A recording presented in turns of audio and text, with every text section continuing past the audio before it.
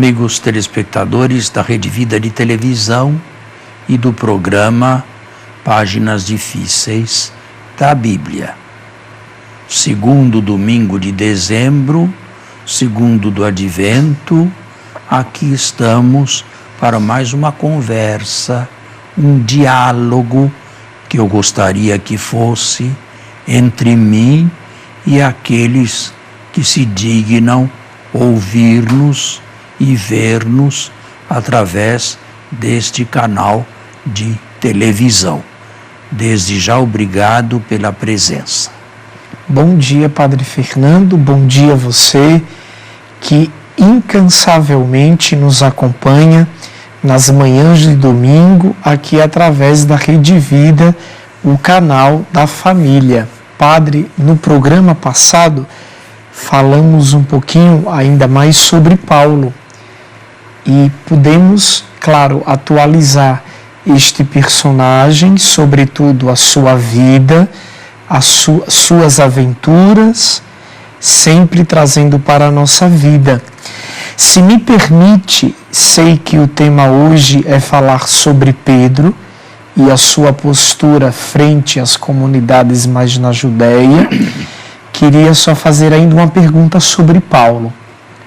Paulo, um homem que foi visitado inicialmente por uma graça extraordinária e que logo se colocou no caminho, construindo comunidades, divulgando o movimento do Nazareno e chamando de algum modo novos cristãos para o partido, entre aspas, de Jesus. Hoje, na nossa pastoral, a gente também tem o mesmo convite de se tornar discípulo e missionário. Mas hoje a gente se preocupa muito com números. Quantos estão aí preocupados com números, em superlotar as igrejas, os encontros, as pastorais? Tinha Paulo essa preocupação? Ele tinha uma preocupação de salvar o maior número de pessoas. Mas não acredito que Paulo fizesse uma contabilidade de toda a sua comunidade. As comunidades da primeira geração eram comunidades pequenas. Em Corinto inteira, que era a principal cidade da Grécia, Atenas estava em franca decadência. Corinto, que devia ter umas 50, 60 mil pessoas, ou quem sabe mais, Paulo não deveria ter mais do que uns 200, 250 cristãos convertidos. Em Roma, na carta aos Romanos, ele fala de 5 igrejas, casas domésticas onde se reuniam. Quantas pessoas cabem numa casa do primeiro século, né, em Roma? 15, 20? Quantos eram ao todo? Paulo não se preocupou com embora quisesse salvar o maior número. Isto é, o cômputo, vamos chamá-lo assim, ele deixou para Deus. E assim deve fazer o padre também. Olha, nós pregamos. Nós temos obrigação de pregar. E temos obrigação de pregar na missa, sobretudo na missa dominical. Não é um exercício pastoral apenas ou um diletantismo. Temos que pregar. Mas para pregar bem, nós temos que pregar, em primeiro lugar, a nós. Nós temos que deixar que a palavra faça efeito em nós. Antes de brandir a espada à direita e à esquerda, nós temos que apontá-la para nós, em primeiro lugar, não é? Agora, que efeito fazem as minhas palavras numa comunidade cheia? Nunca saberei. Pode ser que tenha gente que escute por aqui e saia por lá. Pode ser que tenha gente que se comova superficialmente, pode ser que tenha gente que goste da minha oratória, mas eu não falo para manifestar os dons de oratória, eu falo para converter e transformar os corações. Eu tenho que deixar tudo isso aí nas mãos de Deus. Fazer o melhor. Não ser relaxado. Não deixar isso para depois. Fazer o melhor. E depois, sim, deixar nas mãos de Deus, que toca os corações. Eu falo de fora.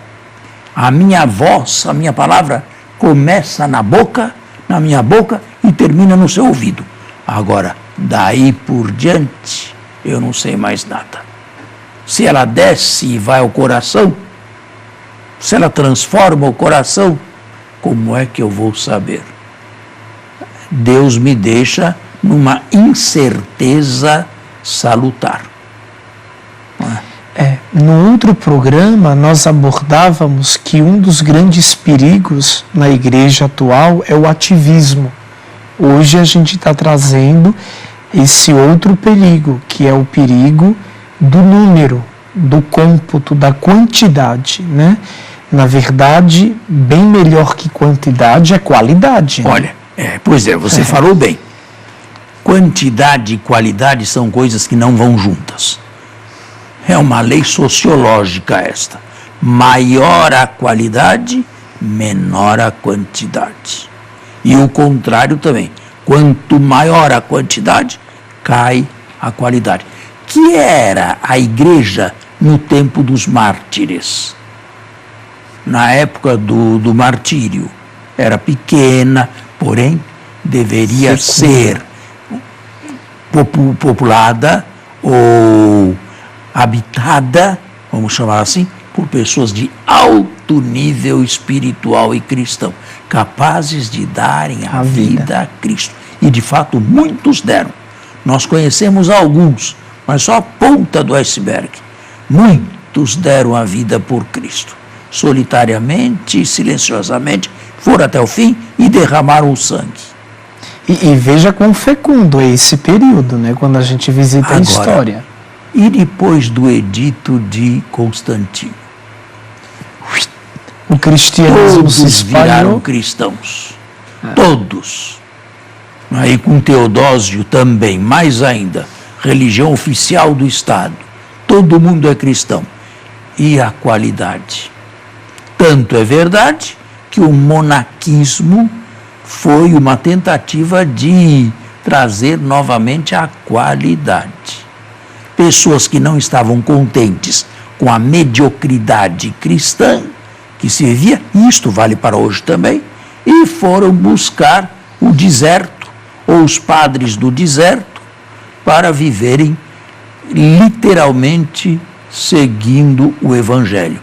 E até hoje existem estas pessoas, os contemplativos e as contemplativas, religiosos e religiosas no Senhor.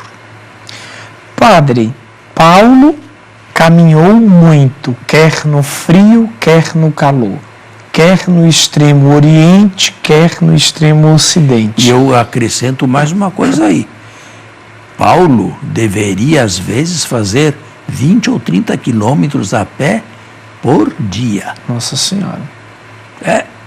E estradas que estavam longe de ser as nossas.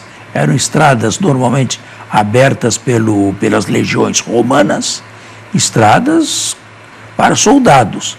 Mas você imaginou pedra pelo caminho e buracos e tudo? Isso ou num calor escaldante ou num frio congelante. Aonde é que dormia? Em pousadas, havia pousadas, mas não pense que são, ou eram hotéis, de como nós 4, temos 5 hoje. estrelas. De maneira nenhuma. Se trazia um cobertor, se enrolava no cobertor e deitava por terra, sem ar-condicionado no verão, sem aquecedor no inverno. Está vendo? Está vendo o que Paulo fez? Quem imitou Paulo, de certa maneira, nessa situação, foi São Francisco Xavier. O Xavier. Sim. Que praticamente andou também mais de 10 mil quilômetros, uma coisa assim, lá nas terras do Oriente Antigo. China, Japão, todo aquele lado lá. Padre, se a gente encontra esse heroísmo todo em Paulo, Dá para encontrar heroísmo em Pedro? Dá. Bom, terminando Paulo disse que ele teve diversas revelações, sabe? Não teve só uma revelação. Paulo teve diversas revelações. Só que ele não as narra e parece que não lhes dava muita importância. Depois de ter pregado uns 3 anos em Damasco, logo após o batismo, subiu a Jerusalém, esteve com Pedro em Jerusalém 15 dias, voltou e parece que saiu de Jerusalém por causa do tumulto que a pessoa dele encontrava lá. Vamos fazer um pequeno intervalo e já voltamos. Então, estamos de volta. Antes de começar a tratar do pastoreio de Pedro, o senhor falou na conclusão do bloco anterior que Paulo foi, né, a Jerusalém, ficou alguns dias com Pedro, 15 dias. E depois, por causa do incômodo que a sua própria figura causava, exatamente, ele voltou. Aí parece que agradeceram muito os seus serviços, mas o mandaram embora para a sua terra, em Tarso.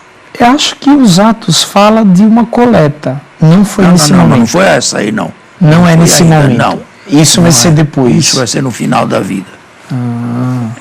Paulo ficou na sua terra uns 7 anos, 7, 8 anos, fazendo o quê? Temos alguma chave? Muitos dizem que foi a sua segunda conversão. Veja a situação. Chamado por Deus diretamente e despedido pela igreja. Oficialmente. Que situação, não? Eu ia perguntar isso, se a gente hoje, em teologia, tem uma chave de leitura para isso. Como que uma pessoa que é chamada por Deus de modo extraordinário e uma vez apresentada à igreja é dispensada, no mínimo momentaneamente. Deus escreve direito por linhas tortas. Talvez aquela segunda conversão tenha sido necessária para Paulo solidificar, aprofundar e acalmar certas ideias que tinha ou certo jeito de falar como um pregador cristão, como um missionário, como um apóstolo cristão. Então mais do que isso, ele volta para sua terra e fica aí fica um bom tempo. Mas sobre isto, um silêncio absoluto. Nós apenas sabemos disto ou intuímos isto lendo nas entrelinhas. Parece que Lucas quis estender um véu sobre esse período aí. Provavelmente soubesse, certamente sabia mais do que nós, mas não quis que isso fosse tratado no segundo livro, Os Atos. Quem o chamou da sua solidão, do seu retiro, vamos chamar assim, foi Barnabé. Depois eles fizeram uma dupla. Quando precisava de um catequista na comunidade jovem, nova, de Antioquia. Barnabé então lembrou-se de Paulo e foi buscá-lo em Tarso, na Cilícia, para ser catequista na igreja de Antioquia. Por favor, leia apenas o primeiro versículo do capítulo 13. Dos Atos. Sim, claro. Havia em Antioquia, na igreja local, profetas e doutores: Barnabé, Simeão, cognominado, Níger, Lúcio de Cirene e ainda Manaém, companheiro de infância do tetrarca Herodes, e Saulo. Celebrando eles o culto... Saulo, está vendo? Só que Saulo está em último lugar. Foi o novato. Celebrando eles o culto em honra do Senhor E jejuando, disse-lhes o Espírito Santo: talvez por intermédio de algum profeta: separai para mim Barnabé e Saulo, para a obra a qual os destinei. Então, depois de terem jejuado e orado, impuseram-lhes as mãos e despediram-nos. E assim começa a primeira viagem missionária de Paulo, em todo o capítulo 13 e 14, juntamente com Barnabé e até certo ponto com o sobrinho de Barnabé, João Marcos também. Que alguns na tradição popularmente o identificam como Marcos o Evangelista. Mas não é uma tradição aceitável. Uma probabilidade. Não é uma tradição. Existem muitos textos onde esse João Marcos é mencionado. Só tem uma coisa: por desgraça, nós não sabemos se trata sempre da mesma pessoa, porque o nome Marcos era muito comum na antiguidade. Como José hoje. Você pega uma lista telefônica aí, vê José, você vai páginas e páginas. Um não é outro. Como sair dessa? Sim. Certo? Muito bom, bem. Mas agora o livro dos Atos fala de uma atividade de Pedro, depois da dispersão, e já falamos da dispersão causada pela perseguição, a comunidades judaico-cristãs esparramadas pela Judéia. Elas deveriam estar presentes, sobretudo, na região da planície, perto do mar Mediterrâneo, e uma imensa extensão de terra. Bom, imensa proporcionalmente à pequenez da totalidade da Palestina. Aí Pedro, essas comunidades que Pedro visita, hoje estão todas na área do aeroporto internacional de Israel, que é Tel Aviv. Ben Gurion. Lá ele permaneceu durante algum tempo, não havia, claro, aeroporto, mas havia uma comunidade cristã. Língua falada nessa época? Aramaico sempre. Na Palestina, era tudo Palestina. Ali havia uma comunidade cristã, com um tal paralítico que se chamava Enéas. Já ouviu falar nesse paralítico? Pega o texto aí, por favor, e leia.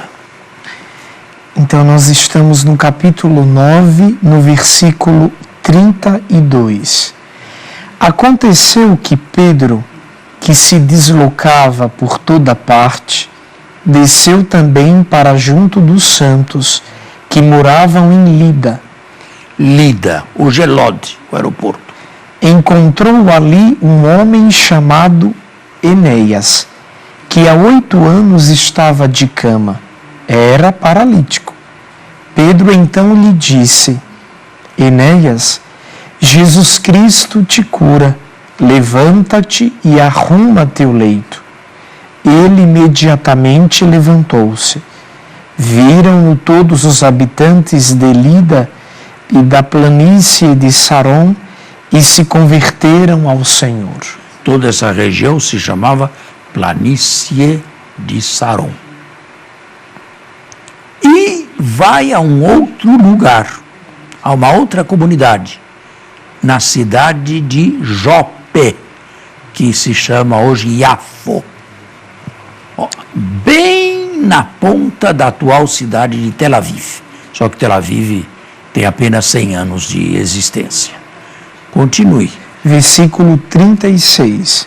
Ora, em Jope havia uma discípula chamada Tabita, em grego Dorcas. notável pelas boas obras e esmolas que fazia. Bem o estilo de Lucas, boas obras e esmolas. Aconteceu que naqueles dias caiu doente e morreu. Depois de a lavarem, puseram-na na sala de cima. Como Lida está perto de Jope, os discípulos, sabendo que Pedro lá se encontrava, enviaram-lhe 2 homens com este pedido: não te demores em vir ter conosco. Pedro atendeu e veio com eles. Assim que chegou, levaram-no à sala de cima, onde o cercaram todas as viúvas, chorando e mostrando as túnicas e os mantos, quantas coisas Dorcas lhes havia feito quando estava com elas. Pedro, mandando que todas saíssem, pôs-se de joelhos e orou. Voltando-se então para o corpo, disse: Tabita, levanta-te. Ela abriu os olhos e, vendo Pedro, sentou-se. Este, dando-lhe a mão, fê-la erguer-se e, chamando os santos, especialmente as viúvas, apresentou-a viva. Espalhou-se a notícia por toda Jope e muitos creram no Senhor. Você está vendo como o número cresce? Mas não se esqueça, esses sinais e prodígios eram também bem vistos com o intuito do crescimento de discípulos. O senhor não acha que, do ponto de vista narrativo, tem um quê profundamente apologético? Primeiro, se curas e milagres eram realizados por parte dos discípulos de Jesus, no caso de Pedro, por que Lucas só seleciona estes? Não, Lucas vai falar de Paulo também. Não, por parte de Pedro.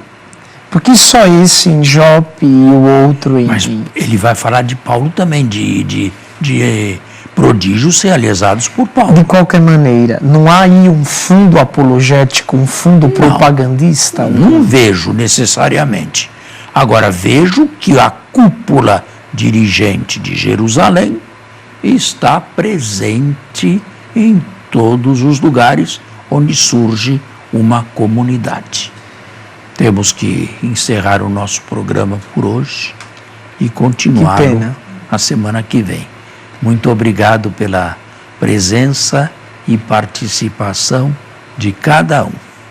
A você e a sua família, um bom domingo e uma abençoada semana.